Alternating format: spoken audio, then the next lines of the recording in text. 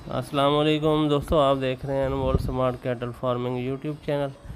आज की वीडियो है गाय और बछड़ी से मुतालिक। ये देखें जनाब, गुलाबी नुकरी बछड़ी है। ये दूधिया कलर में, दूधिया वाइट कलर है इसका और अच्छी नाफ झालर में है। खूबसूरत जिसामत की ये मालिक बछड़ी और इसकी माँ भी साथ है, जो आपको वीडियो के आखिर में नज़र आएगी।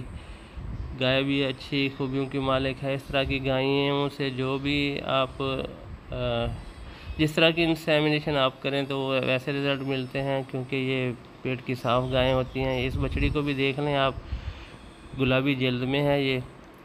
नेक्स्ट, ये बछड़ी भी ब्रीड के लिए इस्तेमाल हो सकती है, क्योंकि इसका जल्द जो है ना वो गुलाबी है। और माँ इसकी भी देखें अच्छी खूबियों की मालिक, बहुत अच्छा है। हवाना गुलाबी जल्द, ये देखें हवाना भी गुलाबी नज़र आ रहा है इसका। तो अच्छे कदो कामत में, अच्छी जिसामत में, बड़ी जिसामत में ये गाय है, अच्छे नाप झालर में।